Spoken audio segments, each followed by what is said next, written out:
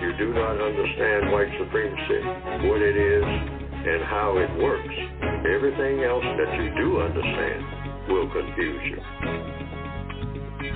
In all of these 9 areas of activity, economics, education, entertainment, labor, law, politics, religion, sex, and war. Anywhere on the planet, minute by minute, day by day, all of the time, all of the time, all of the time. And let's say good morning to everyone and welcome to the Counter-Racist Code Show with Mr. Neely Fuller Jr. We thank you for tuning in, and let's get the particulars out the way. We'd like for you to join in the conversations of today's program, and you can do that by dialing this number, which is 516-453-9921. That'll get you connected to the show. You can listen to the show, or if you have a question or a brief comment, just press the number 1 button, and when the call screener comes on, please give your name, and then the call screener will give it to me or print it on the board so that I can see it, just as Corey has done and now Tess has also done. You can do that. You can also Gmail me at the numero 7, Mr. Bobby, BOBBY, @gmail.com. And I would request that you can leave a brief message there, or type it in, rather. And I will read it when we get the appropriate time to read it. Remember, the calls come first. You can also join the chat room. Hopefully all the issues that we've been having the previous weeks have been resolved. All you have to do is go to blogtalkradio.com, and you want to click on where it says shows or programs, and then you click that on, and you can scroll down and get the Produce Justice show, and then when you do that, click on that, then the chat room becomes available to you, and you can get into the chat room. Again, hopefully all the issues have been resolved, and you can do what you have to do there. I would request, though, that you do not use the chat room to ask me a question, to ask Mr. Fuller. That isn't going to work, but you can certainly use that. Okay, I received some information that Mr. Fuller was on the Carl Nelson show last Thursday. I was unaware of that, but I understand that ProduceJustice.com does have the Fuller interview at ProduceJustice.com, the full interview for the Carl Nelson show. So if you're interested, you may want to catch that. I know that I plan on doing that also. I think that's all the house clean. Oh, yes, one more thing. The books that will be discussed on the show, or the book, The United Independent Compensatory Code System Concept, you can order that book by going to ProduceJustice.com. That's ProduceJustice.com, and on there you'll see previous shows that have been on, and we get new listeners all the time. And the response, at least by the numbers I see, have been very, very good. From all over the planet, as a matter of fact, particularly in South Africa. They have been hungry for the book, and they've been getting the book and sharing the book. I think Brother Sloan down in South Africa does a wonderful job down there. But that's good. So make sure that if you want the book, order it from ProduceJustice.com. That is the book there. I understand there's some stuff going on that should not be going on in regards to the purchase of the book.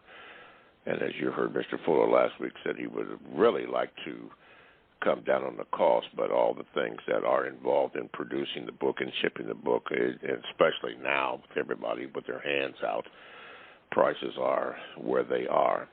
But it is worth your while to invest in that book.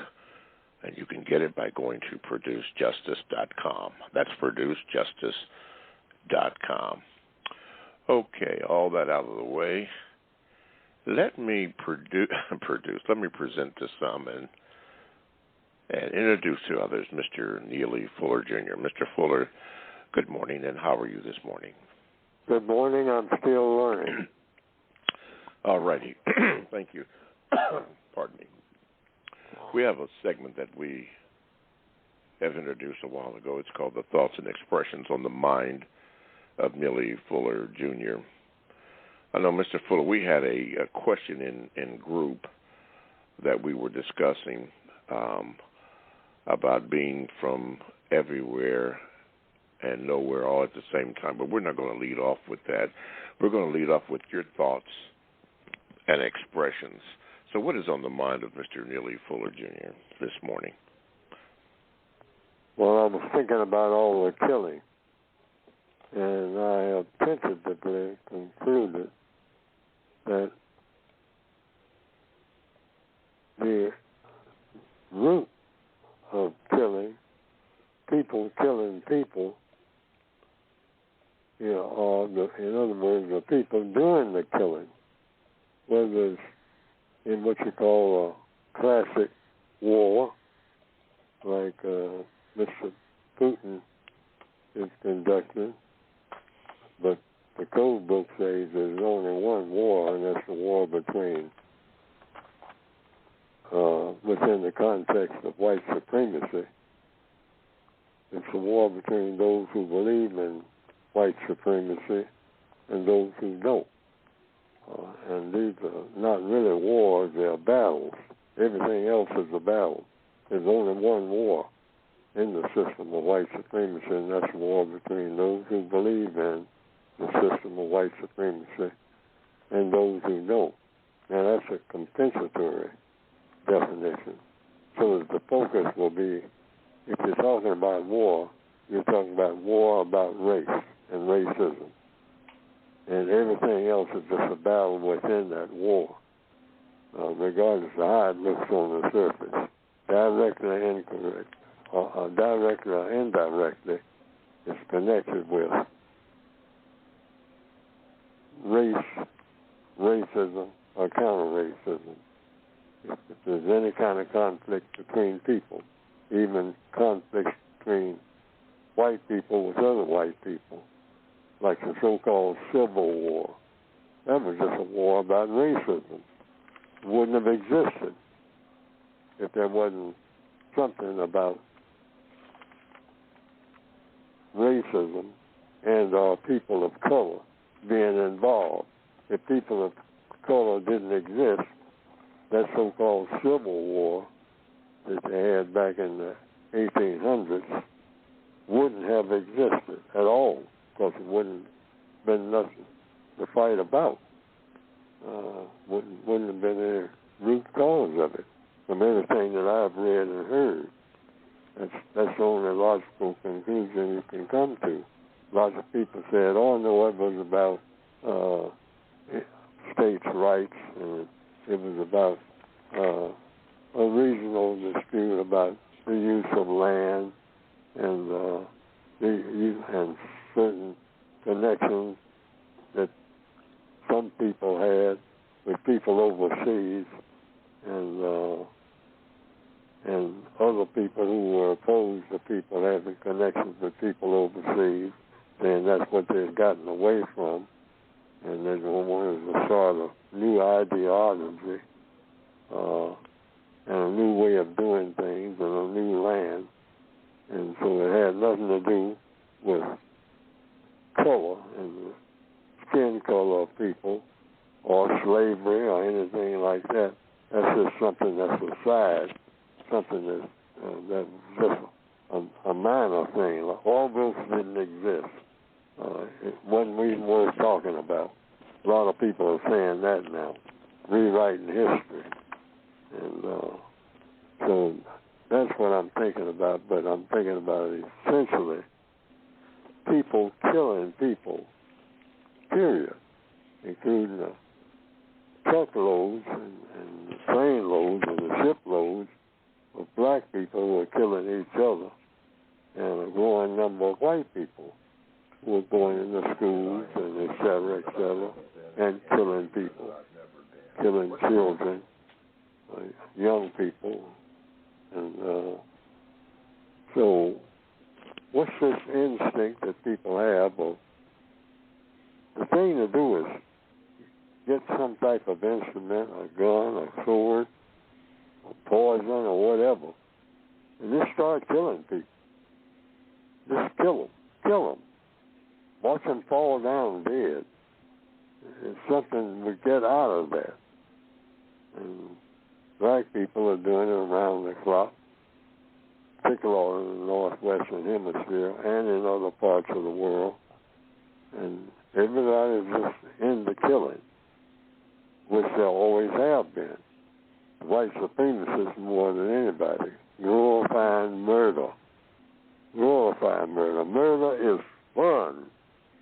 Got to have some murder. Make 10 million movies about people murdering people. They say, well, what about taking that, all of that film and all that technology and use that to try to help somebody stay alive? What about that? No, that's not no fun. You think nursing is fun? That's no fun. You think being a doctor is fun? Trying to nurse somebody back to health? No, it's much more fun to get more and more instruments in everybody's hands that you can use to just go out in the street and start killing people. Kill the people you went to school with. Killing the people that you're still in school with. And just, that's I get a lot out of that. That's like a drug, rush. You get that from it. I mean, killing is fun. Why can't you understand that? And just walk out in the street. Anytime you get a little bit angry about something. So I said, now, what really causes people to think like that, other than the propaganda that the white supremacists keep putting out, and have ever since I've been on the planet? They have glorified the idea that killing is fun. But what's the root cause of them, a person glorifying that? Wanting to think that that's the greatest form of fun you can engage in. Fishing is fun because that's killing fish, but it's much more fun to kill people. And I came to the conclusion, tentatively, using logic, that's actually define the Creator, what people call God. Most people who are Christians, Jews, Muslim, Buddhists, Confucianists, people who belong to what you call the major religions and the minor religions throughout the world. There are many hundreds of them, tribal religions. But most of these religions are called religions, beliefs are called religions, because they say there is a God, meaning there is a creator of all things, everything you're looking at, a force that people call God, everybody other than some atheists, I guess, that created all these things, a grain of sand, a person, an alligator, clouds, water, some force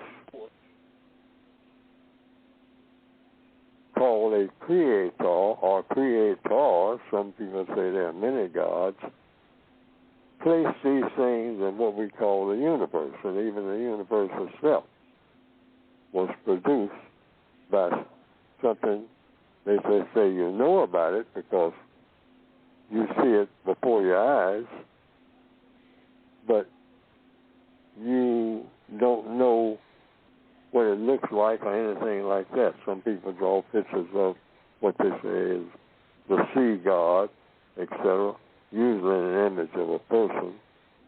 But Anyhow, most people on the planet who believe in some type of religion believe that there is a creator.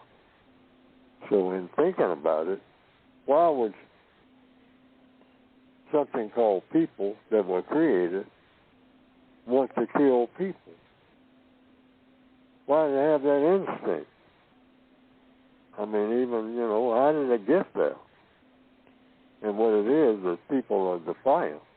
This is the conclusion tentatively, so far, that I have come to. These are the thoughts of Neely Jr. this morning. And I've been thinking about it for about several months now. This thing about all this killing. What's the root, the real root, or deep down? And it's to find the creator. Like a child trying to break loose from his parents. And so I have power too. Now, I can't create nothing, but I can destroy. So I'm going to do as much as I possibly can to be like the creator. And one way I can express my contempt for whatever made me is to kill one of its products, or 2, or 2,000, or 12 million, the more the better. And then look at my creator and say, I'm just as important as you are. In other words, I gave it a term, a compensatory term, God contempt.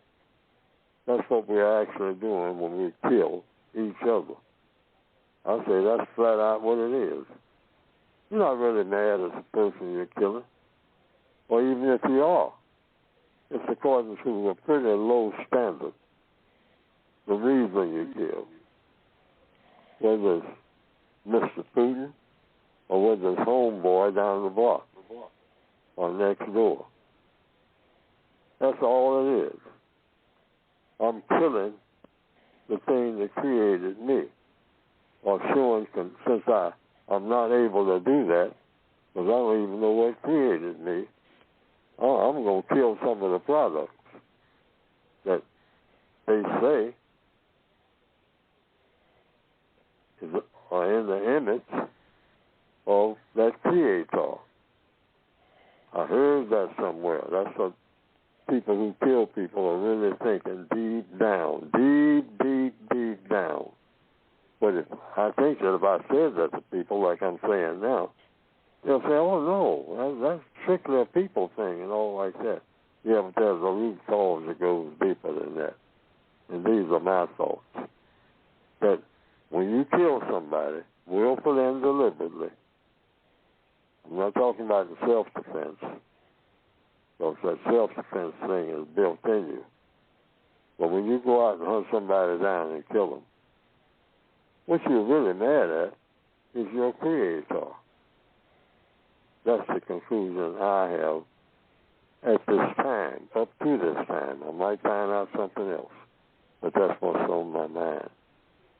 You're killing, you're showing contempt for your creator. You're saying your creator ain't no better than you. That's what you're saying, because your creator also kills people. We are all killed by our creator. But our creator got his own reasons for doing that. And we're trying to copy and become greater than our creators when we kill other people. That's what's on my mind. All righty. Thank you, Mr. Fuller. And today being the 28th day of March 2023, let us continue. And we will go to, let's go to Cleo from Texas. Cleo, get ready. Texas representing. Let's see here, Cleo. Let's see if you're on. There you go, Cleo. Good morning, everyone. Long live NFJ, forever live Logic. My sincere thanks to Mr. Bobby and the CRCS crew, Robert, Sharon, and Moon Pie, Mr. Fuller, I was thinking this morning that the violence that you're talking about, do you feel that the production and reproduction of crime shows or companies like ID, Investigation Discovery, How to Get Away with Murder, things of that nature perpetuate these acts of violence that we see carried out as recent as the killing of the young 28-year-old killing in the Christian school of 3 students and 3 adults, according to recent news reports? Do you think that's also perpetuating these reoccurrences? And do you also think that white supremacy is behind some of these things intentionally to keep these types of things going on and to keep this, to strengthen the system of white supremacy? All of the above.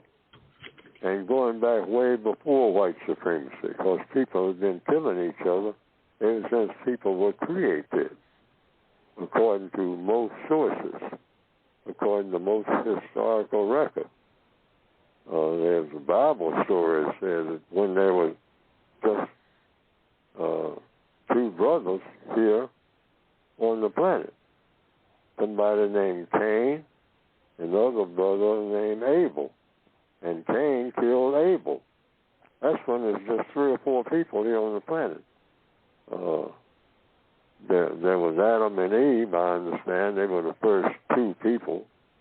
And unless I'm mistaken, you have to ask preachers or Christian ministers about that. They evidently produced 2 sons. Didn't have any daughters, Adam and Eve, but they produced 2 sons, and that was Cain and Abel. They were then named respectively. And the brother named Cain, I don't know the exact reason why, killed his other brother named Abel. I think that's where the term disabled came from. He disabled. I just thought of that one because words do have meaning, and I think that meaning may have come out of that, disable someone. So when you kill somebody, you have definitely disabled them. So it goes back pretty far,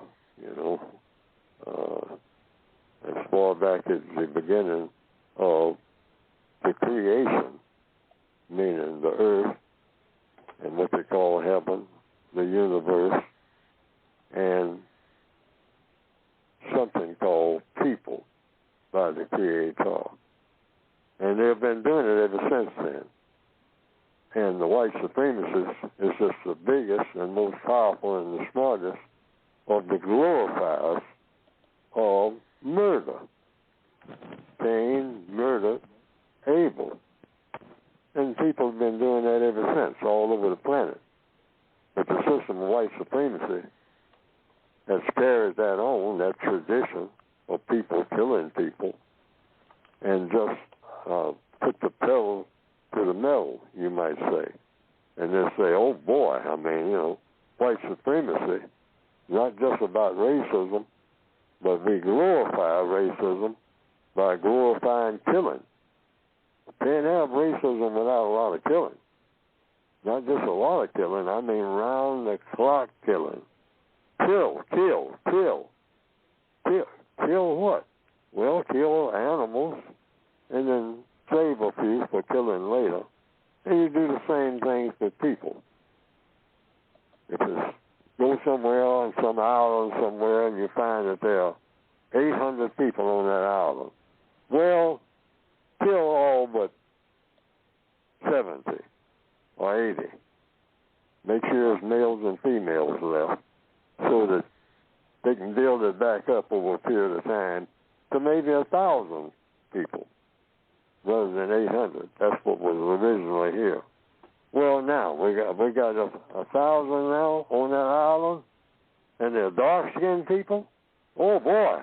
Okay, let's get out there right quick. I got a new rifle I have to try out.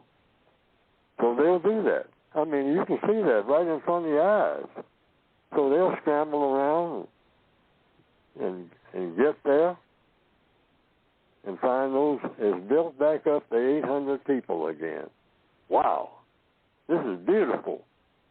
Bang, bang, bang, bang, bang. Here we go again.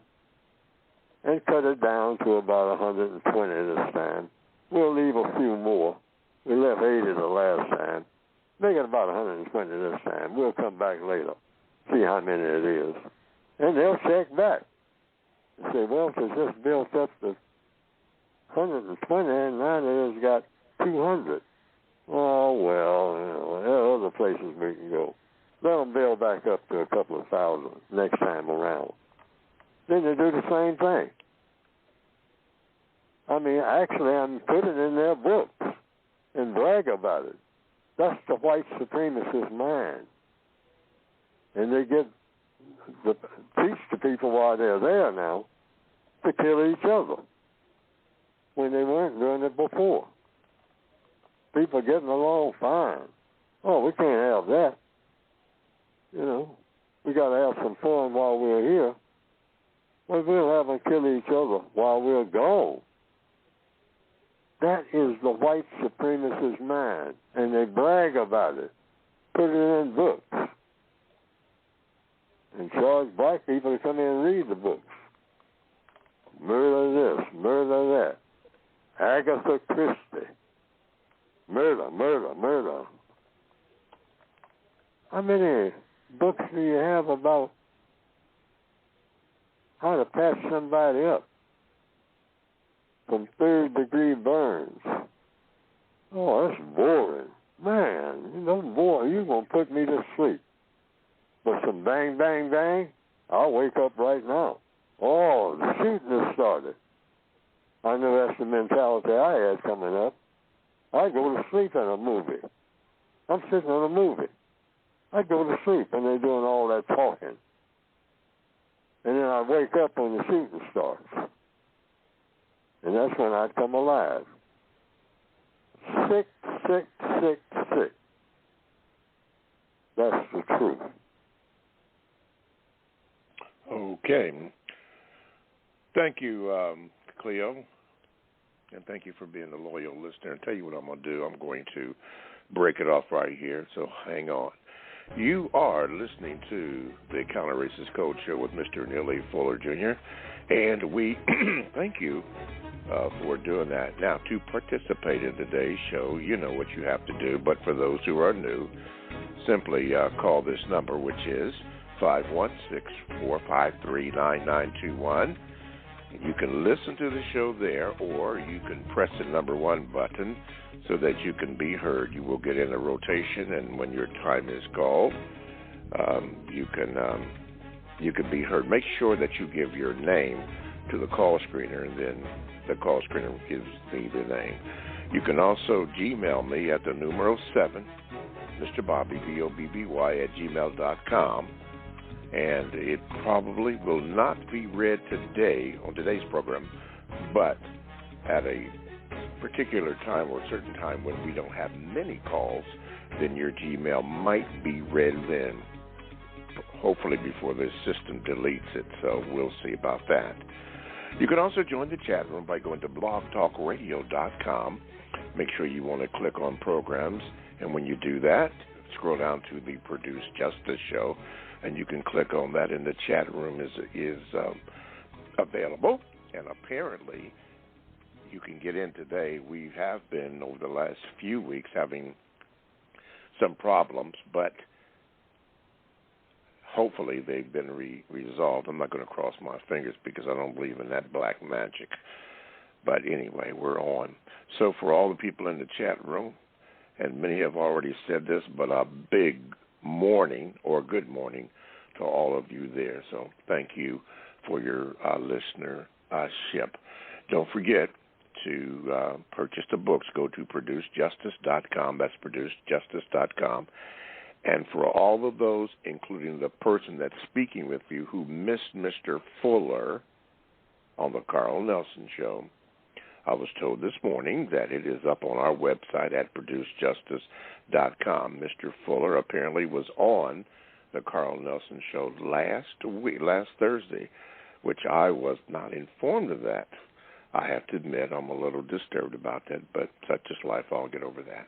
But anyway, my plan is to listen to it after today's program and see what I missed. Okay. There was something else I was going to say, but oh, yeah, I know what I was going to say, but I'll say that later. Okay, Corey in Milwaukee, Wisconsin. You are going to be next, so get ready. And be brief. Here we go. Corey, you are on. Go ahead, please, sir. Good morning, Mr. Bobby. Good morning, Mr. Fuller. Can I remain on the line, please? Yes, you may. Yes, sir. Okay, thank you. Mr. Fuller, as a black person, should I request that white people talk to other white people about how to solve the race problem in order to solve all of their other problems? The question is, do white people talk to other white people about it? Yes. How do I speak to white people and tell them that they should do that? Because I have experienced that they're not talking with each other about the race problem. They're talking about other problems, but they're not trying to talk about solving the race problem with one another. So how do we convince them to do so? We just have to talk to, well, for one thing, when they start talking about problems, well, we have to ask, will they talk about it? Because the race problem, you can't solve any problem among the people of this planet called Earth without solving the race problem. The race problem is going to be there as the heavy. That's the heavyweight championship, you might say, of problems.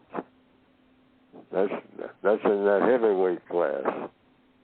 So we can start off just by pointing that out, and then request that why don't they, since they have the most power, white people have the more power than anybody on the planet, whether they're racist or not, but the racists have more power than the white people who are not racist, according to logic. And so we talk to just white people in general and tell them all problems need solving.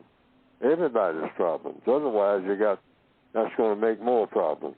Problems multiply. You get one problem, next thing you know, if you don't solve that problem, it's going to make another problem, then another problem. It's problems or diseases, like viruses. They spread. One person can have a problem. As long as that person has a problem, little by little, that person's problem is going to spill over and make a problem for somebody else. If it's just two people on the planet, there's been plenty of illustrations of that, biblical and otherwise. Like I mentioned earlier, Cain and Abel, that became a problem. Later on, when other people arrived, mysteriously, somehow, I don't know enough about that to talk about it even, but other people, Cain and Abel weren't the last two people on the planet, and then that was it. A whole lot of other people showed up from somewhere. But that's debatable. I mean, and I don't get into it because I don't know enough. But problems spread with people. People solve problems, and they made more problems. That's why part of the code is make sure you as an individual, if you possibly can't see that far ahead, make sure that you don't solve one problem, but in the process, make two or three more problems. The slogan is, or the codified saying is, solve problems without making any. So sometimes we solve one or two problems, and in the process, we say, well, we finally got that problem solved. But in the process, we made 5 other problems, probably bigger than the problem we solved. So you have to be real careful in problem solving. You have to think way ahead. If I do this and do this, will that solve the problem? Yes, it will. But it'll also make 5 other problems, that one problem that you solve. So you have to really think ahead. That's why that old saying, I didn't invent it. Think before you act. Too many of us. I do it sometimes. Act without thinking. Gotta think. Stop, and think. Mm-hmm. But in answer to the question, I think I did answer the question. All right. I'm getting to the place I know that Mr. Bobby has noticed it too, but I'm getting to the place where it's getting worse and worse. I'm saying this to the entire audience. We'll People are on track. Yeah. I wonder too much because I've got so many things on what's left on my mind, and I don't have much mind left. I think that's the beginning of the show. Yeah. We'll do the best we can, Mr. Fuller. Corey, I'm going to keep you on the line. Thank you. From the chat room, I don't know if somebody, well, I'll put it this way. Justice Warrior had a comment and a response from constructive action items, but here was the comment. I guess when you were speaking a little bit earlier, Justice Warrior said, Mr. Fuller, you're referring to North Sentinel Island, but Mr. Fuller, these white supremacists have never set foot on that island because any outsider who does dies on sight. They're probably the only group of people on the planet who've never been touched or colonized. So you can brag about this white supremacist all you want, but if he was that big and bad, he would have wiped them out by now. Why haven't they? Answer that, Fuller. And then the white supremacists made a choice. Okay. I'm not going to kill these people. I'm not going to kill them. Now, just use some compensatory logic. That's what the textbook is all about. Logic. Can the white supremacists kill these people? All of them in the next 10 minutes if they want to. And the answer is, according to logic, not according to Fuller, yes. So that takes care of that. The only reason those people are still breathing is because the white supremacist has made a decision. I'm not going in there. They'll start shooting arrows at me and whatnot and all that, you know. So I'm not going to bother with them. Why? Because I make that choice.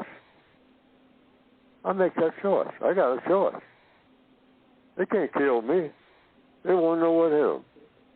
I can send one drone over there, and hey, it's lights out for all of them. I don't care how many thousands of years they've been there. They won't be there after I get a job on them. And I can push a button and knock them out anytime I get ready. And I think every black person that knows anything about white supremacy knows that. Okay. So the answer is yes. I mean, hey, just because they haven't gone in there, they can go in there without getting hurt. I mean, they can walk in physically because they can put on armor and all like that. Whatever those people got, they can't stop them with that stuff. Because if they ain't got no guns, they definitely can't do nothing. And where would they get guns if they're isolated so long? Think about the weaponry. That's all. All you have to do is use some logic. I don't even know where that island is, and it doesn't make any difference. But the white supremacists may not even know where it is. I mean, or rather they forgot or passed by it. But they must know where it is because they reported where it is. Yeah. And they didn't try to go in there. They just decided, well, I'm not going to bother with them. They're under me anyway. If I want them to be under me. This means logic. Okay, logic. One other response that was from Constructive action items, and she said maybe they admire them. They're always monitoring them.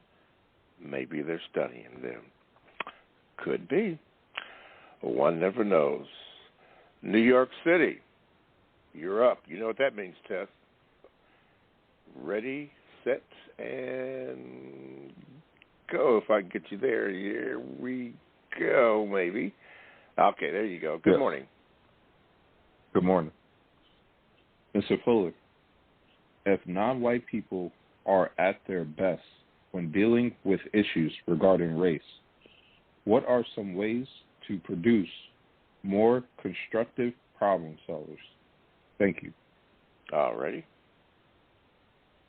Oh, the ways to produce problem solving is to solve problems. Like, I think it was Confucius that said it.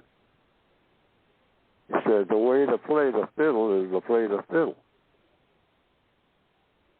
So black people, and I said this on the last program, and I need to emphasize it more and more, when you get up every morning, think about the problems that you have and think about the best way to solve them. And the black people just concentrated on that. The race problem would be solved. Each and every black person individually just do something that's constructive. I call it constructive results. Concentrate on those two words. I did this morning when I got up. I said, this day. It's actually 4 words. This day, constructive results. Those are the 4 words that I use to stay on track. I mean, you can choose any set of words you think will work. Say a prayer, whatever works that will keep you on track to say this entire day, I'm not doing nothing that's not non-constructive. I'm not going to have a conversation without a constructive result. Think about it. If every black person on the planet, every victim of white supremacy on the planet, woke up every morning and went to bed every night saying to him or herself or thine self, I'm not doing or saying anything this day that does not produce a constructive result. Period. Constructive results. Any move that you make, you pick up that phone, and we all got phones in the northwestern hemisphere. Anyway, many of us, most. We're going to talk to somebody. So this conversation is going to produce a constructive result. Or I'm not engaging in this conversation that I'm fixing to pick up this phone and engage in. Because I'm not doing anything this day that does not produce a constructive result. And that's your personal code. Mm-hmm. And suppose every black person, every non-white person on the planet made that the code for him or herself or thine self,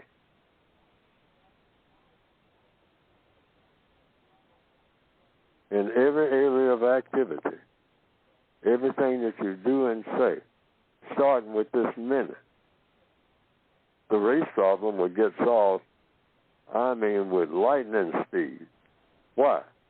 Because everything that the victims of racism do and say has a constructive result. And the white supremacists are doing everything they can to keep non-white people from being constructive. We're supposed to be destructive until they come around. And they make us do something constructive. and grumble about it, because we are programmed to be a destructive people. I don't want to build nothing, just destroy.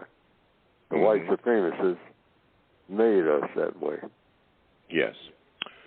All righty. Thank you. Thank you very much, Mr. Fuller. Thank you, Darnell. Thank you.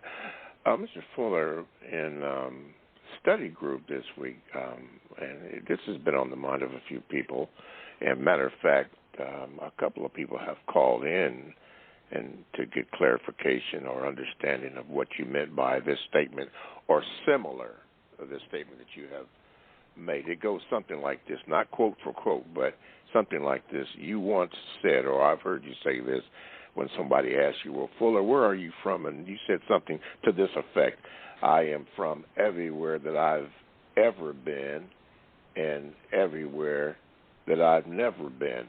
Can you explain yourself that statement or a similar statement that you've made? Yes, in the code book. I don't know the page number, but I am from every place, and I want everybody to listen to this. I'm from, Neely Fuller is from every place he's ever been. Now that includes what? Every place that Neely Fuller has ever been. That includes my mother's womb. But there's also a place where I was before I got in my mother's womb. Okay? I'm going to try to say it in plain language so it can be understood. Stop and follow the logic, because that's all I'm following. Now, how did I get in my mother's womb? Well, she met my father. And so they together produced, they didn't create me. What's the difference between creation and production? Production is something that people can do, or animals, they can produce. But creation means you make something out of nothing. After you make the nothing to put the something in, that's a whole other story there, right there. That's a whole scientific exploration right there. Okay, but let's go back to it. I'm in my mother's womb, so therefore that's where I'm from. I came out of my mother's womb. Okay? So I'm from my mother's womb. But I was also from some other place when I went in my mother's womb. So where was that place? I have no idea, and I have never talked to anybody that say they knew. They say, oh, only the Creator knows that. All right, so that's an answer. But when did the Creator create the matter that would go into my mother's womb? And part of that other, of me, was in my father's phallus, stored in his birthplace that he carried around. Birthplace for whom? For me. But it only made the connection like electricity. You have the socket and you have the plug, that's what we call it. And my father had the plug, my mother was the socket, and when he transferred energy from my father to my mother, then I was produced. See, they produced me. Two people can do that, male and female. But where all of that was before, it was somewhere before,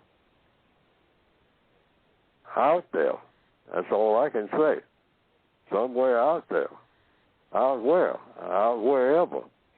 So I am from infinity, Well, somebody, a creator, created infinity. Now, let's make it more, bring it down to earth. Let's say that I am in Philadelphia this morning. When I leave Philadelphia, I'm from Philadelphia. I was in Philadelphia, a place called Philadelphia. Then where somebody put up a sign, that's all it was. You are now leaving Philadelphia. You're still in Pennsylvania,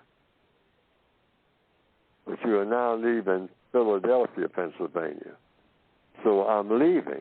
I'm from Philadelphia. Why? Because I was in Philadelphia. Now I'm leaving Philadelphia. Why? Because the sign said so. Signed by whom? Whoever put up the sign. All right. So I'm from there, a place called Philadelphia. So a person says, well, you weren't born there. No, I was born in Oklahoma. But I ain't in Oklahoma, so I'm from Oklahoma, but I'm also from Philadelphia. I'm from every place I've ever been. And I'm from all the places in between Oklahoma and Philadelphia. I'm from there. Why? Because I was there.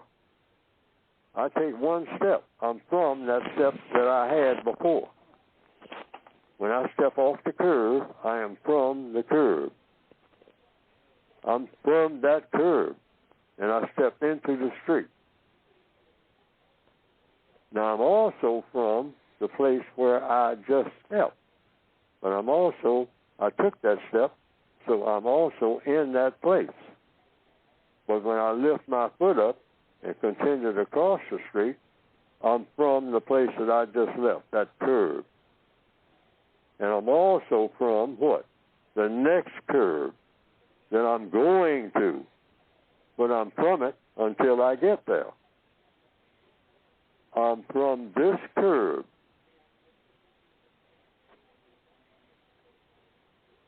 I'm also from the curb I'm going to when I step off the curb where I am. That's the explanation for that logic. See, it's just an exercise in logic so that we see things that we have been looking at all the time, but we arrange our mind to follow logic, and we see the same thing that we have been looking at, but we see it differently.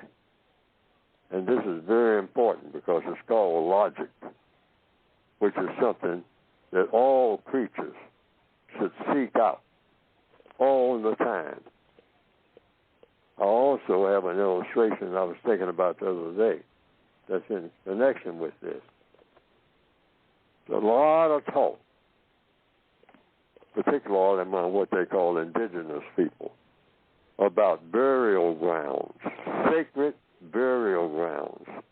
And you hear a lot of black people say there's a lot of black people that are buried over there by the railroad tracks. But they put a highway over there. And so we're going to have to probably dig that highway up, part of it, anyway. Why? Because my ancestors are buried there, going way back. I did an ancestry check going back, in my family, and a lot of my ancestors are right over there on Highway 4. And they put a highway over that graveyard. Because back when black people were in what you call plantation slavery, they buried a lot of black people over there, and I got an aunt that's buried over there. Because I did a trace on it. And I found out that piece of land where they put that highway, them cars are rolling right over my aunt's grave. And I think we need to get a committee and look into that. Because that's a burial ground. Well, what does the compensatory code say about burial grounds? Not disputing anybody else, but following logic. Here's what. Now, this fits right in with what we were talking about, where you're from and where you're not from, and all the back and forth. Compensatory code. Ancestors' burial grounds. This is the definition according to the code. Every place where people now are and every place where people have been is the burial ground of Neely Fuller's ancestors. And that's the truth. According to what? Logic. I'm going to say that again. So I just wrote this down on the 23rd of March. Compensatory code. Definition of ancestors' burial grounds. Everywhere or every place where people now are and every place where people have been, those places are the ancestors' burial grounds of Neely Fuller Jr. And that also is the same for everybody else on planet Earth. We all have the same burial grounds. According to what? According to logic. So we're talking about burial grounds. Where are you standing right now? You're standing on your ancestors' burial grounds because they're buried right under you. Zillions of them. How many people have been on this planet since you arrived? I mean, before you arrived, and who are now buried? Up under the ocean, every inch of it, somebody is buried. Those are your ancestors. The Pacific Ocean, if it was dry and those ancestors were still there in the form that they were when they died, when the ship sank, you'd be walking on them, all of them, like you are now, only it's ground in between you. They're up under you. Your ancestors, my ancestors, that's what I mean by where you're from, every place you've ever been, and every place you've never been. If you've never been to that place, you're from it, because you've never been there. That takes logic. We need, black people on the planet need to find logic. And we can solve problems, because you cannot solve problems without being logical. And a bunch of the stuff we get all excited about and worked up about ain't even true. Why? Because we're not being logical, that's why. Okay. Well, I'll tell you what. Thank you, Mr. Fuller, because we have to conclude the first hour of the Counter-Racist Code Show. So thank you, Mr. Fuller, for that explanation. For those of you that will have to depart this first hour, we thank you for listening, and hopefully that you can come back for next week for the show. And maybe if you have a question for next week, you can get that in. But thank you for listening. Thank you, Mr. Fuller. And for those who are continuing to hang in there, because we have one more hour to go on the Counter-Racist Code Show with Mr. Neely Fuller. So this hour, we're going to close it out, and we'll commence with the second hour in about 10 seconds from now. Thank you for listening.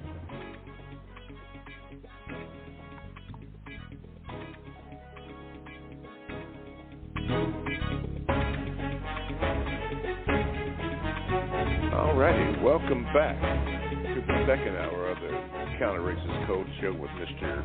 Neely Fuller Jr. I am your co-host, Mr. Bobby, today being the 28th of March 2023 program. get in contact with the show. These are the numbers. 516-453-9921. And press the number 1 button. Now, if you are a first-time caller, by the way, be sure to give the call screener your name so that I can properly give you an introduction. So that person that, they look like they're not there. But anyway, in the 832 area code, what is that, Houston? Give the call screener your name so we can do it. Okay, morning, Rita, 888, all righty. All righty, let's see here. Okay, screen went that way. You can also Gmail me at the numero 7, Mr. Bobby, BOBBY, at gmail.com to have me to ask your question for Mr. Fuller, and I'll be happy to do that. And the chat room is available. You can do that by going to blogtalkradio.com, and you want to click on programs. And when you do that, you can also it'll come up show menus, and so you want to get the Produce Justice show, and you click on that, and then the chat room is available for you to get into, and you can do that. I see where Swa has joined the chat. Thank you, Swa. Thank you very much. 888 is in there. 888, Rita 888, and Constructive Axiom Items, Solars, J27, B Sam 721. Thank you. Lamumba Emre. Thank you, my brother. And this other name I cannot. Maybe you're going to have to phonetically give that to me so I can pronounce it, but I'll just call you SES right now. Anyway, thank you for being in the chat and for your comments. And we will continue with the show. By the way, Mr. Fuller was on the Carl Nelson show last Thursday, and ProduceJustice.com has that interview up on that. So you can go to ProduceJustice.com for that interview on the Carl Nelson show, which I plan to do after this show. Okay, let's go here. Mr. Fuller, this is a Gmail from, who is this from? Resilient, let me get this right. Resilient River says this, Mr. Fuller, that code will not work because some people needs will collide with others. And then he went on to write, Mr. Fuller, what are you doing for the black community besides putting them down? How is telling them that white supremacists are so much more smarter than them helping them? Is this supposed to be tough love? There you go. That is the end of the quote, Mr. Fuller. Well, the question is, are they? Just ask the question. Are the white supremacists smarter than their victims? Logic tells me yes. Now, what logic would tell me no? That's the next question. Are the white supremacists smarter than their victims? Logic tells me. That's what logic tells me. I can't figure it no other way. Anybody who tells me what to do, and I got to do it, and beg them for everything that I need and all like that, logic tells me that person must know something I don't know. Logic tells me that. Now, if logic tells somebody something else, now here's where the code is really magical. If a person wants to believe something else, they can. But I always say, logic tells me, this is what logic tells. Try that on the white supremacists if you're black. Tell them what you tell Fuller. You can't tell me what to do. Because I don't do it. I don't tell the white supremacists what they can't do with me. I ask them. That's what I do. But see, why do I do that? Because that's a question, Why does Neely Fuller obey the white supremacists? Why does he do that with his old worn-out self? And he's still obeying them. And Neely Fuller's answer is, after I think about it for 40 days and 40 nights, or 40 years, it's because they're smarter than me. I can't come to no other conclusion. If I was smarter than them, I wouldn't be doing this. I wouldn't even be talking about no white supremacy. I wouldn't be talking about racism at all. Why? It wouldn't exist, that's why. I'm talking about something that I know exists. I didn't have to ask nobody. I experience it. I experience it every day, every minute. That's why I'm talking about it. Because it affects me. When did it affect me?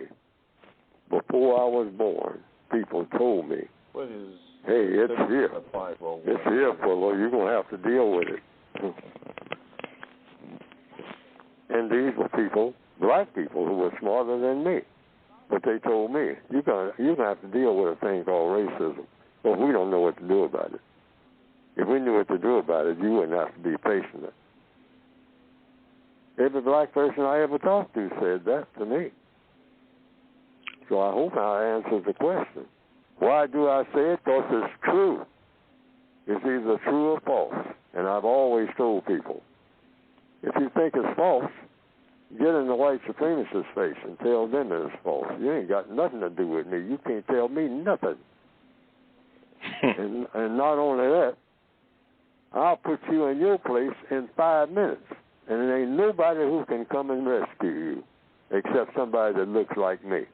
Now, that's what the white supremacists say to black people every day. You don't know no dark-skinned people that can come and rescue you from me. They can rescue you from a lot of things. But when I come on the scene, ball game is over. The white supremacists has been saying that as far back as I can remember, and they've been proving it. Mm-hmm. So I say, well, don't look for Neely Fuller to prove nothing. Try it on the white supremacists, and I'll stand there and watch. Because I'm going to do whatever you do that works. I ain't seen a black person yet that met that challenge, not one. Okay. All righty. This comes from Lungisi in South Africa. Hang on now in there, Nicole. I'll get to you here. It says, Mr. Fuller, I hope that you and Mr. Bobby are doing well and that your listeners are doing well. If the white supremacists, Mr. Fuller, are using sexual confusion to dominate non-white people by inducting them into non-sex practices that are taboo, would this not unintentionally lead to the breakdown of the walls of other taboos, such as the sexual relations between non-whites and whites? I mean to ask Mr. Fuller if it is possible that the white supremacists can work against them by creating an appetite for taboo things like sexual relations between whites and non-whites. I think this would be tragic for the white supremacists because the last thing that they want is unrestrained attraction and mating between non-white males and white females.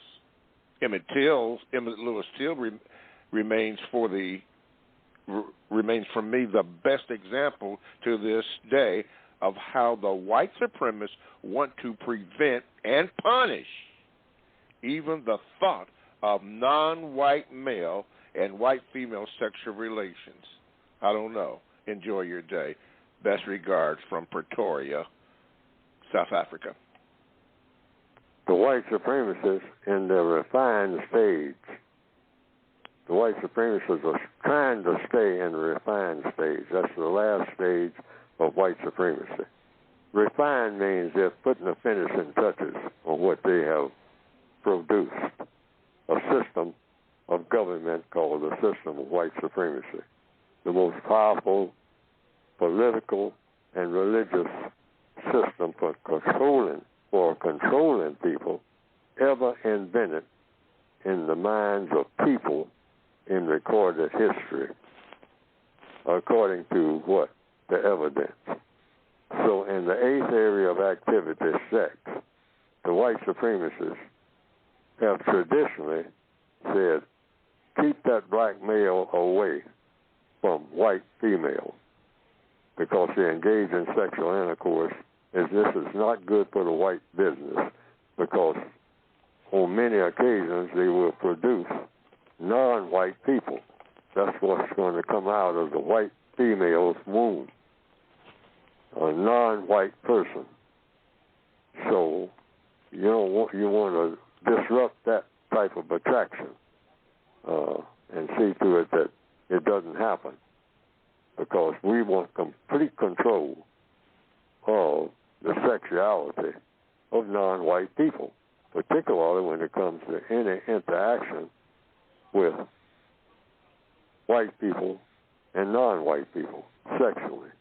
We want absolute control. And among non-white people, we want absolute power to produce confusion in the refinement stage, which is where they are now. All right? So in answer to the question, the white supremacists control the number, and I think the caller kind of alluded to that too. Yes. See, what the system of white supremacists says now in the refinement stage, we want just enough interaction sexually between the black male and the white female, just enough to produce the illusion that relationships between white people and black people are improving immensely, because sex is very important on everybody's mind, one way or another. Even people who don't engage in sex are keeping an eye on people that do engage in it. So it's a very interesting thing. So the white supremacists understand this. Lots of books are written about sex, movies about sex of some type. Okay, plays about sex. Sex is a great motivating force. The white supremacists know we got to control everything that non-white people do that involves anything that remotely looks like sex, and particularly when it comes to any interaction between white and non-white sexually, any interaction. So it's just another form of control. The textbook explains all this too, that you can get by going to producejustice.com. And right. So in answer to the question, it's just another form of control. Regardless of what they do, the white supremacists are always in charge of it. They're completely in charge of what non-white people do sexually. Yes. And because it starts where? In the mind. So, in the mind. So the white supremacists control that, and the body follows the mind. All righty. Thank you, Mr. Fuller. Let's go to Nicole. Hey, Nicole, I noticed the area code you have is 501, but when I looked it up, that said Arkansas, but on the screen here we say Maryland. Can you clear that up for me, Nicole? Let me see if I can get you in here. Okay, Nicole, you are on. Go ahead, Nicole. Okay, Grand Rising on this day. Okay, so I'm always Nicole from by way of Kansas City, by way of Arkansas to Chicago. Okay. So I would ask the elder, can he yield to me today, because I have kind of a Pharaoh-type question. I want to begin by saying Psalms 23 has always been my favorite verse, and it's going to be quick. On troubled day of negotiations was in practice when the farm was messed up, thrown into jail to establishment on infringed upon rights. Next, lastly, self-ego control of sex, as white supremacists still use Sigmund Freud for mental statistics. Now, my question is, can cause and as well as effect divorce you from in death the law of word or act of humankind up to the grouping of the cosmos or alien cosmos in harmony or sequence. Oh, if you understood that question. I don't even understand that question, and even if I did, I don't think I can answer it because I don't know. I don't know much about the cosmos. It's an innocent thing to think about. So, and that book came from... There's a lot of things I don't know. I think they knew me. And that's my answer at this time. I mean, for one thing, I don't understand all of the ingredients that went into your question. So I'm handicapped right there. Maybe somebody else can, inform me. I'm not in charge of nothing, except I'm just presenting a program on a podcast. So there are things I have answers to and compensatory answers, and a whole world of things I don't have answers to, like how to solve the race problem. That's what I'm trying to do. And I'm trying to get other people to help me solve the race problem. How do you do it? White people more than anything, if they're listening. I want to talk to them more than anybody because they know about how the race problem is put together. People who put something together know how to take it apart better than anybody. I don't know the answer to the question you have. Okay. If you figure it out, you can probably tell me. I learned something. I'm always learning. Okay, thank you, Nicole. Mr. Fuller, it's been in the news, and I'm just going to bring it up here. What are your thoughts on the black man, Rasheem Carter, whose body was found in different parts in Mississippi? I think it was Taylorsville, Mississippi. His head was severed.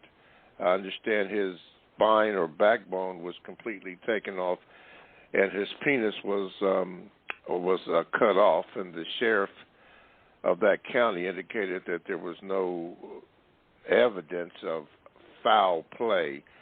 What are your thoughts on something like that? The usual suspects. Anytime you hear about anything happening that shouldn't happen in the system of white supremacy, the white supremacists are the usual suspects if it involves non-white people. That's code. That's counter-racist code, pure. Anytime anything happens that involves, directly and indirectly, people of color, that should not happen, the white supremacists are directly or indirectly the usual suspects of making it happen. Why? They're in charge of non-white people. That's why. They have the power. So something caused that, even if it was an accident. The white supremacists, it's their world, directly and indirectly.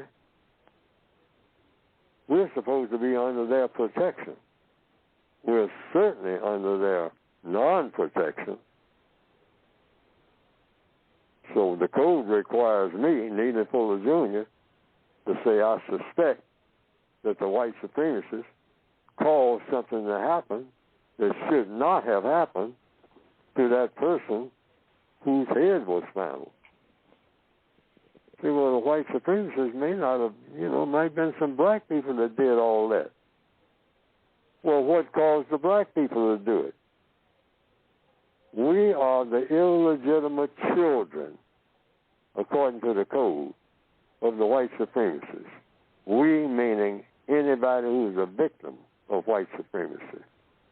Anybody who is subject to the system of white supremacy. We are the illegitimate children, and I think that's the root of why they sometimes call us boys and girls. Hey, boy, you know. They don't do that now, but the generations that I came up, I was called boy all the time. Hey, boy, come over here. Lift that barge, float that bale, whatever. Okay. It was routine. So, you know, I'm a boy, so I'll never be a man in the system of white supremacy. That ain't going to happen. And that's true today. No such thing as a black man on planet Earth in the system of white supremacy. And that's the only government on the planet. All righty. All right. Thank you, Mr. Fuller. Don't forget, when you call in, particularly this person from the 470 zip code, please give the call screener your name so that I can give you a proper introduction since the hand is up. This is a Gmail from one of our listeners. It says, Mr. Fuller, morning, Mr. Fuller, what are your thoughts on how to handle a teenage child that challenges a parent by ignoring the direction and speaking to them in an oppositional manner? A teenage child? Yes. And how do you handle it? Yes. You just tell them the truth about everything, particularly about racism. That's one of the first things you should let them know, who's running things and how it affects how they think. The system of white supremacy, that's why in the beginning of the textbook for victims of white supremacy, it says what? If you don't understand white supremacy, what it is, and how it works, everything else that you understand will confuse you. So you introduce them to that quote from Neely Fuller Jr. First of all, as soon as they begin to understand something about racism, you let them know. That's the main thing you got to understand, that there is such a thing as white supremacy.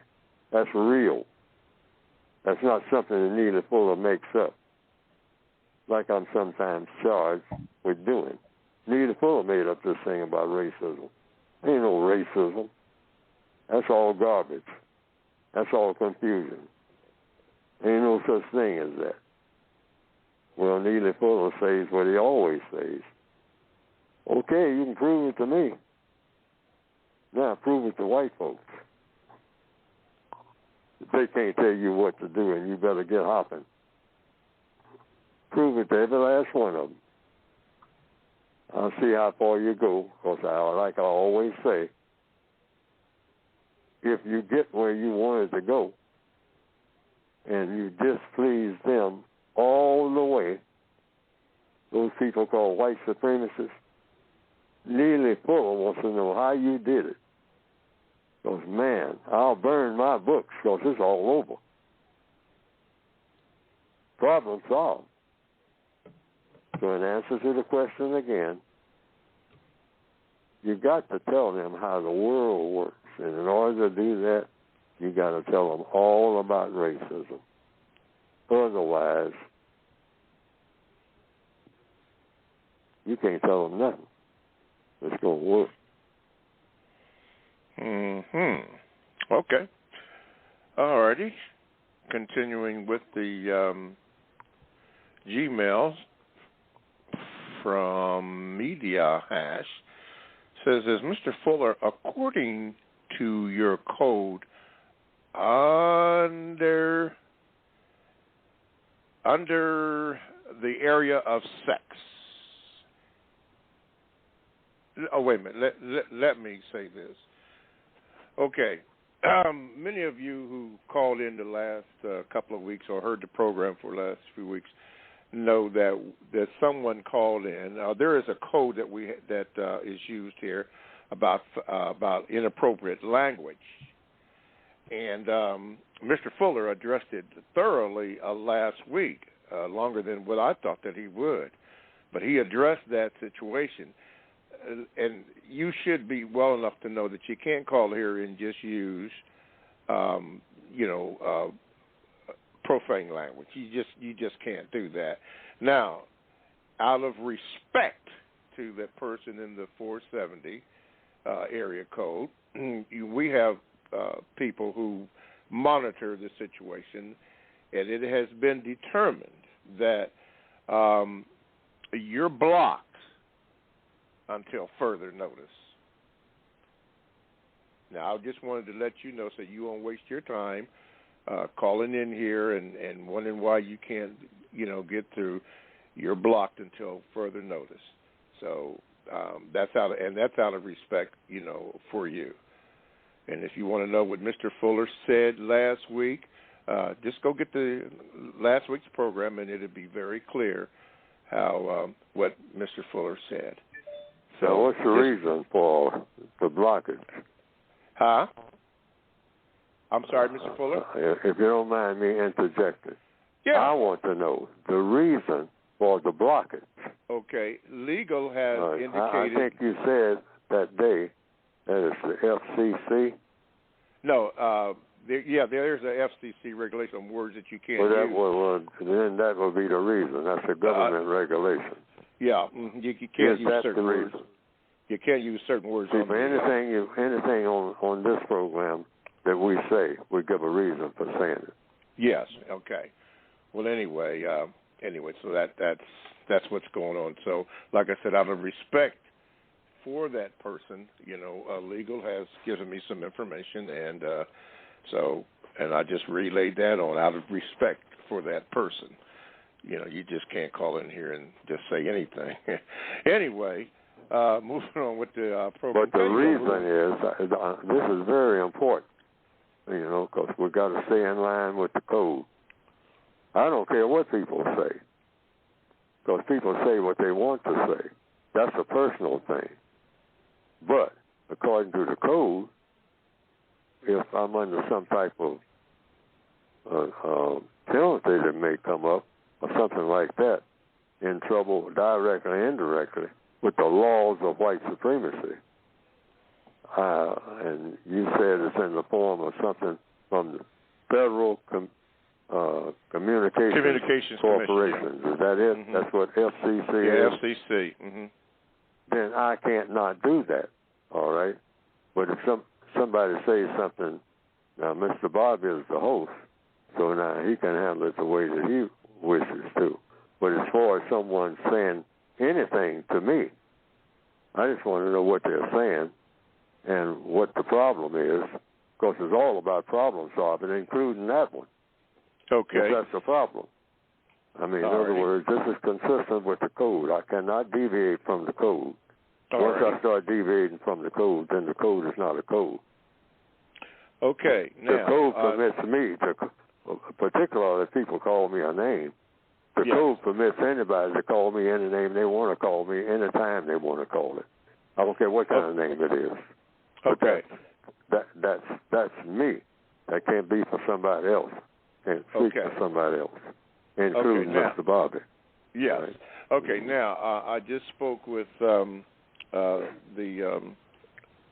counselor. I'll just put it that way, and indicated that it is not necessarily an FCC regulation, and I was told that if you would like to engage in conversation with this person that used that language, they said it would be up to you. They were doing that more out of respect for you than anything else.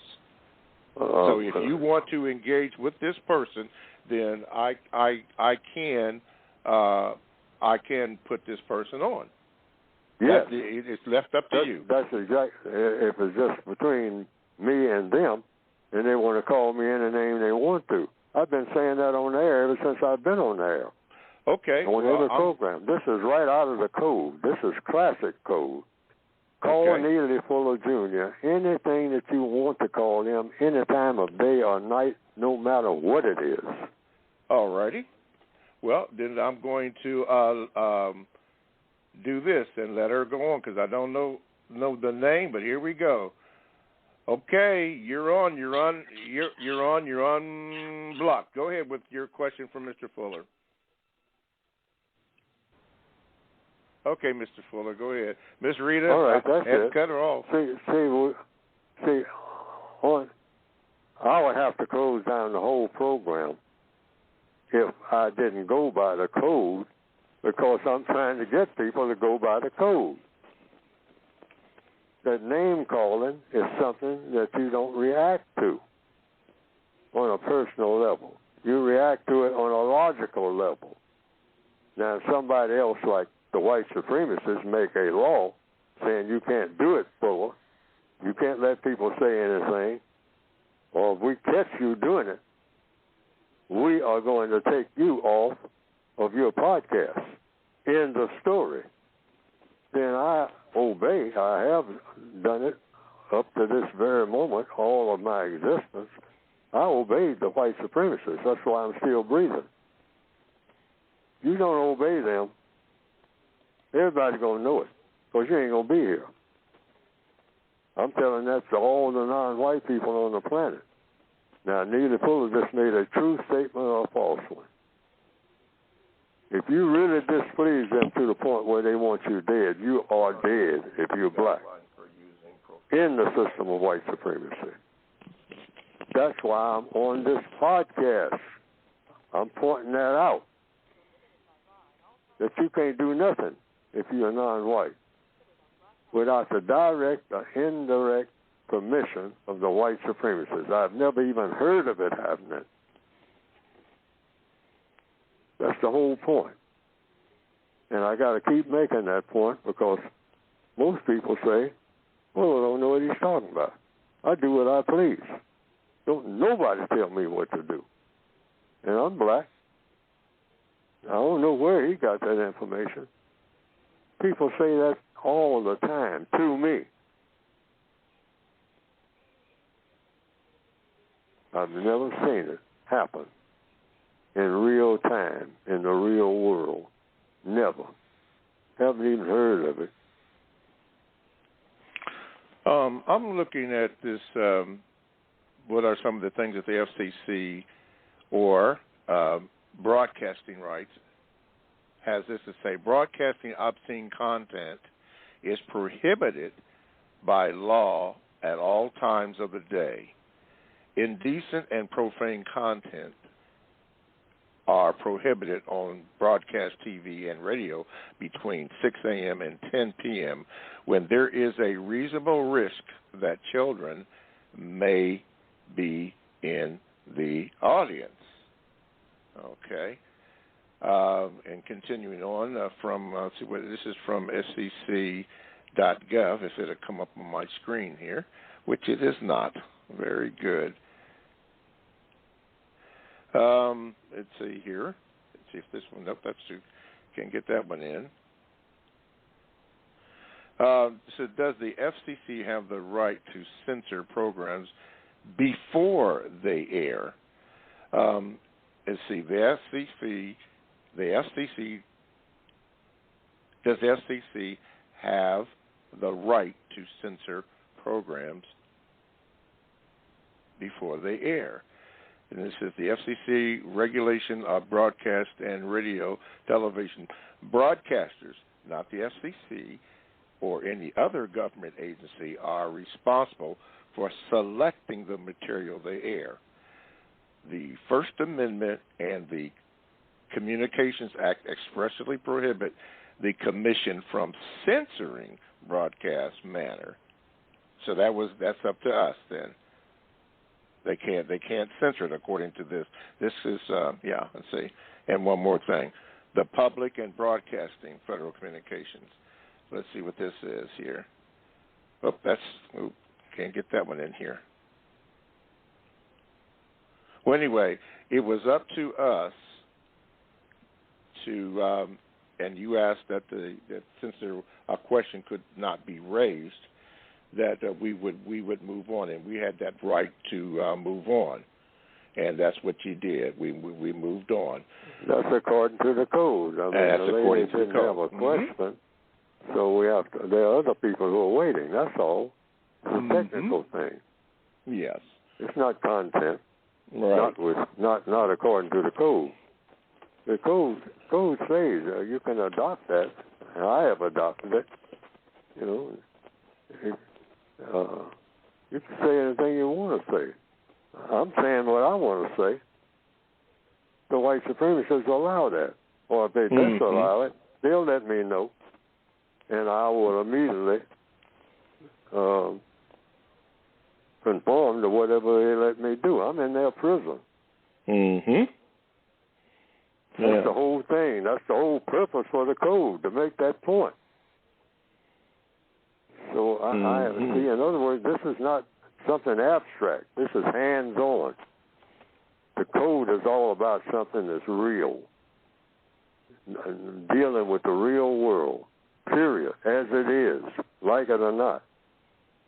And so that's all I'm doing. I haven't deviated yet, not on this program.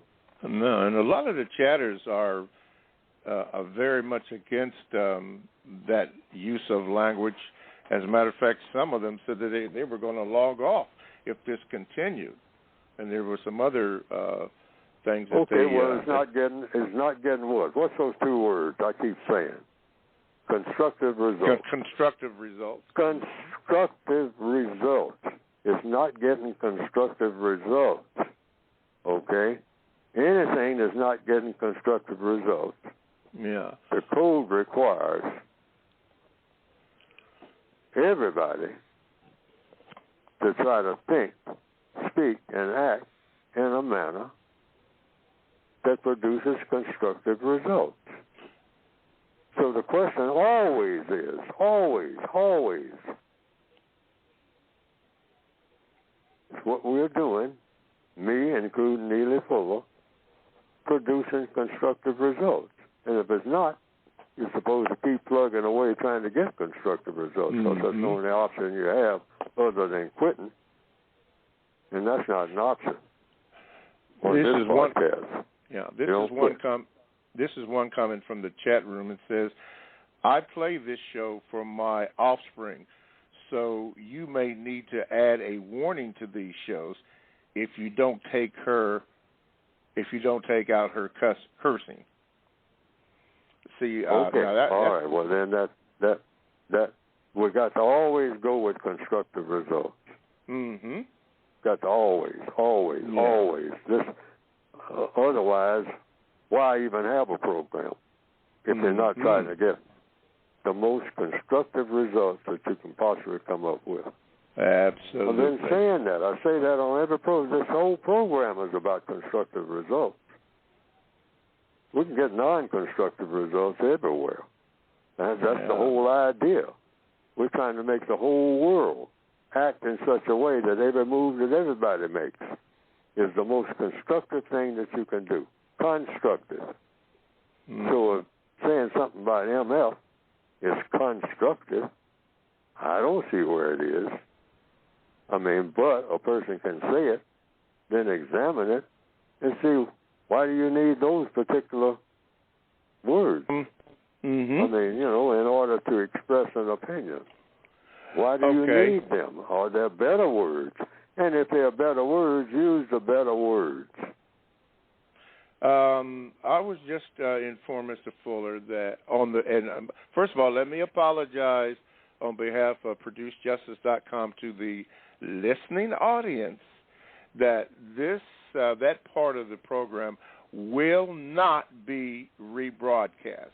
I was just told that, so it will not be rebroadcast. So hopefully you will accept our apology.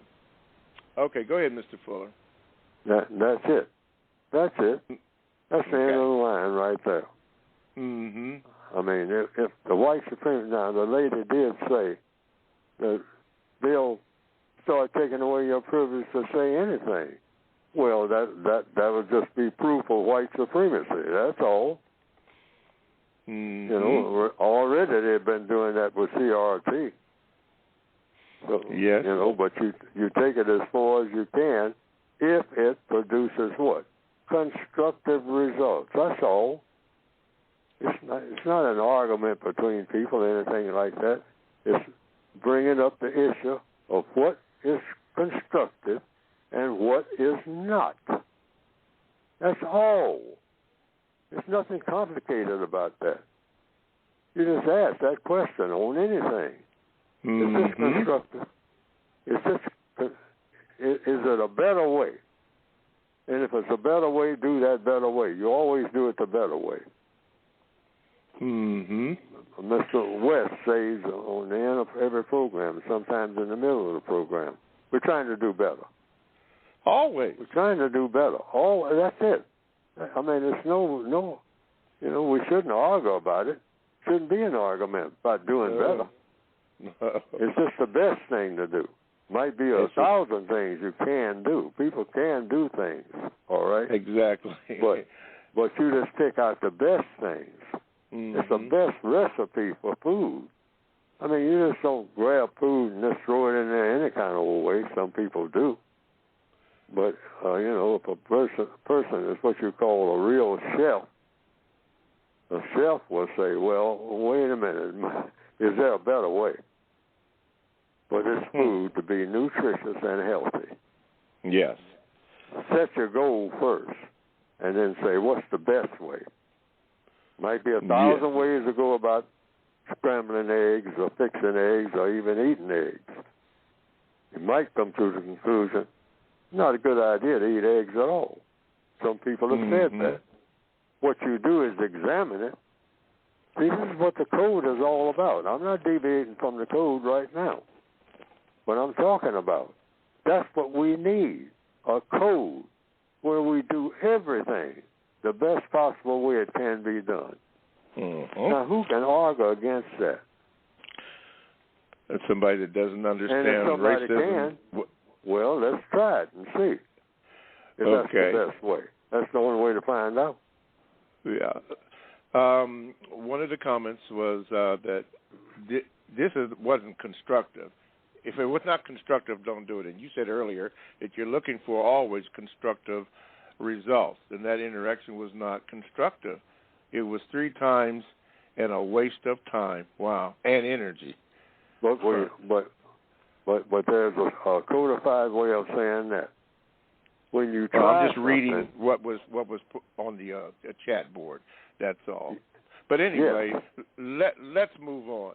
Listen, when you call in the number 516-453-9921, give your name to the call screen. Thank you, Chris. Oh yeah, I know who this is, Chris in Kansas City. But those of you who still have your hand up, give the call screen your name. Okay. All right, Chris. Here we go. Chris in Kansas City, you're on with Mr. Fuller. Go ahead, please. Well, actually, Bobby, I have a comment and a question. The comment is that the woman who called in before me, who used that F word, I went to Google and I typed in, can that particular word be used on the radio? And it turns out that the FCC, they have a watershed rule that says that offensive language, and they included that word as a offensive language, cannot be used on the radio before 9 p.m. So I guess that has to deal with children and all that, but that word cannot be used before 9 p.m. But according, like I said, if you go to Google and just type in, can that word be used on the radio, it explains the whole thing. But so before 9 p.m., you can't use that word. Okay. I guess you can use it before 9 p.m., I suppose. I'm not for sure. But the thing said that you couldn't use it before 9 p.m., offensive language. All right. And I wish the woman would have gave us an educational example of what she meant by the word without actually saying it. That would have been constructive, but she didn't do that. But here's the question to Mr. Fuller. Mr. Fuller, when the white supremacists tell African countries that they have their independence or freedom, are they really free, or the white supremacists still really in control of all black people in Africa and all over the planet? It wouldn't be white supremacists if it wasn't all over the planet or any other planet where black people go. Because wherever black people go, the white supremacists got to take them there. No non-white white people that know how to go any place that the white supremacists don't know how to go to or haven't been. That's what supreme means. Supreme. People need to pay attention to what does supreme mean? It means nobody tells me what to do and I got to do it. That's what supreme means. I mean, that's one illustration. That's just one illustration. I can give you all kinds of illustrations of what supreme means.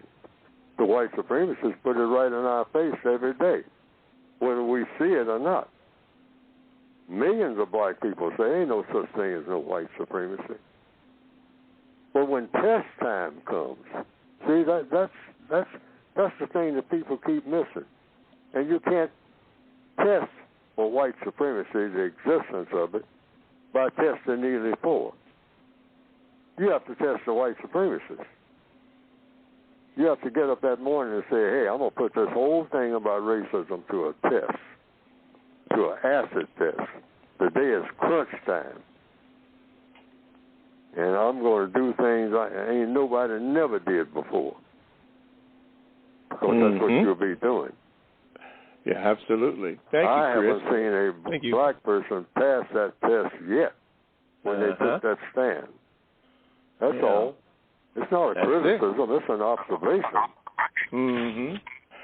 Actually, that whole interaction, believe it or not, was a teachable moment. It really was. I mean, what to do and what not to do. But, I mean, you know, hey, you can call me what you want to, and I think Mr. Fuller may feel the same way.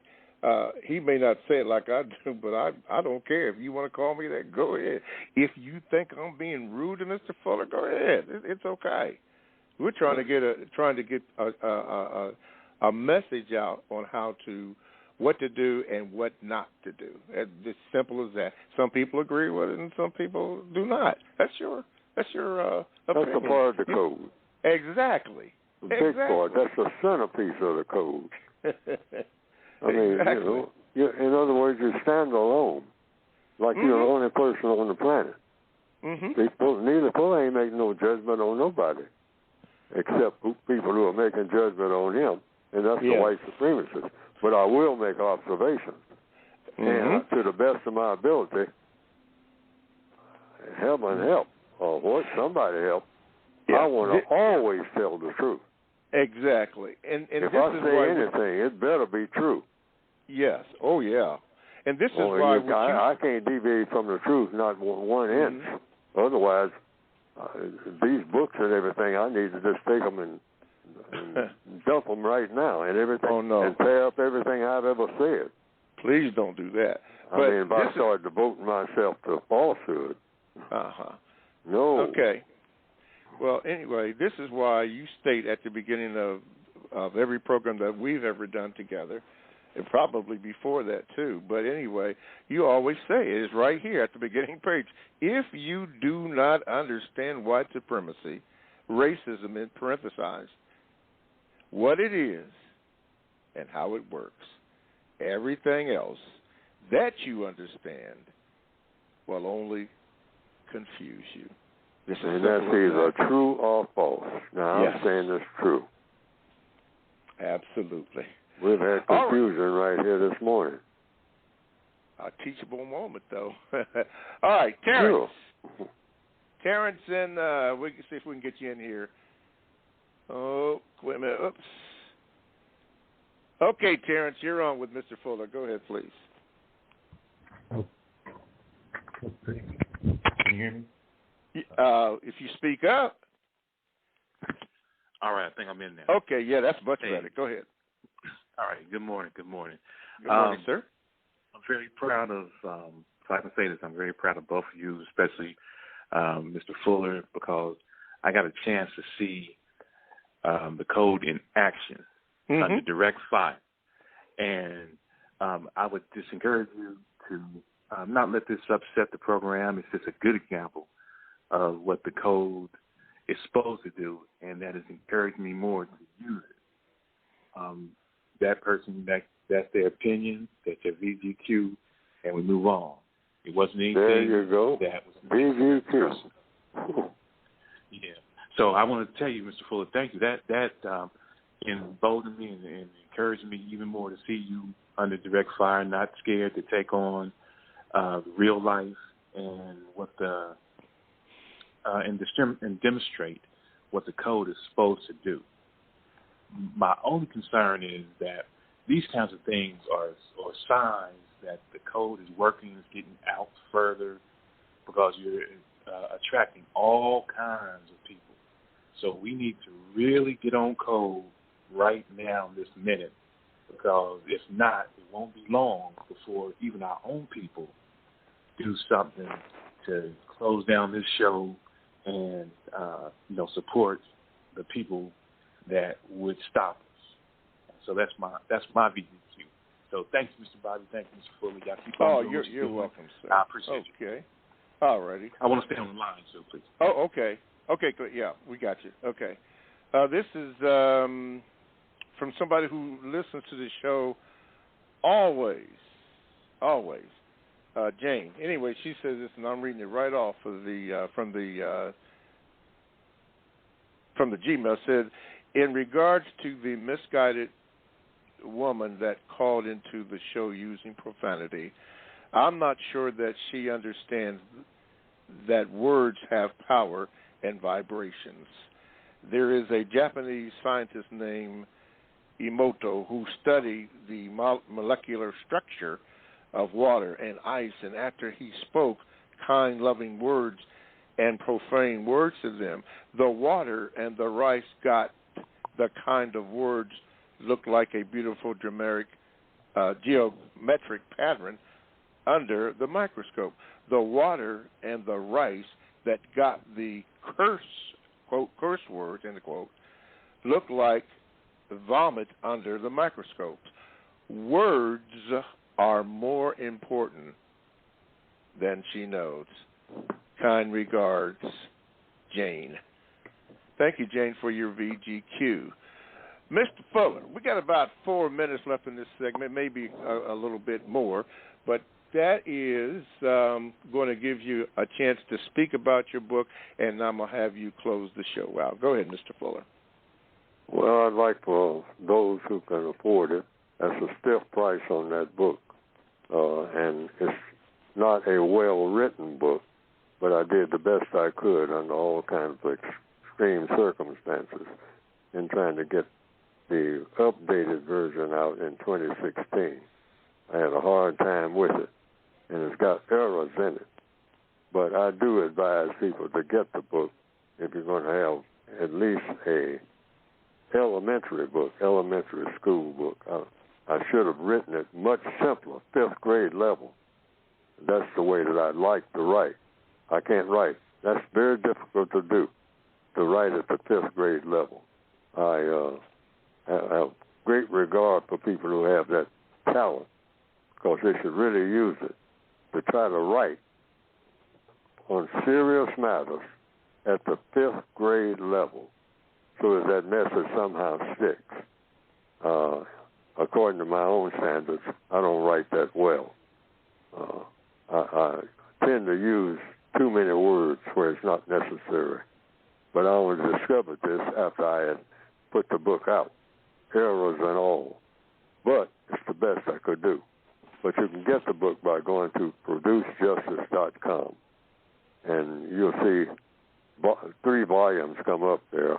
One of them is the original volume, but actually the actual books that are usually ordered now is the basic 2016 edition, the updated edition of the 1984 edition, and the additional word guide.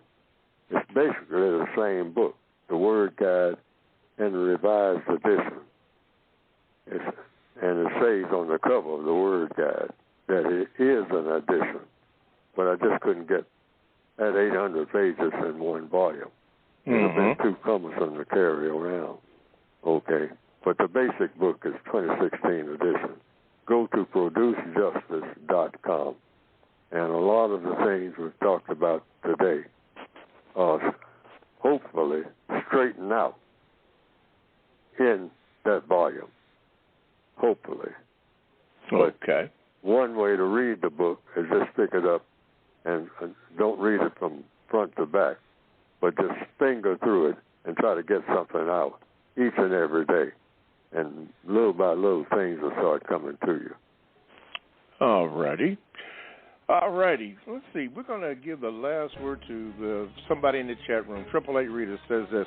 Mr. Fuller said, when you confront racism, white supremacy, expect the 4 Ds: disappointment, disapproval, dissatisfaction, and death. I thought it was a good show today. Mr. Fuller, you did an excellent job in handling the situation and staying on code, which means we got constructive results. Thank you, everybody, for calling in. And listen, we will try to be better because we made a lot of mistakes, but we'll try to get better. We'll see you next week. Thank you, Mr. Fuller. Thank you, everybody. Thank you.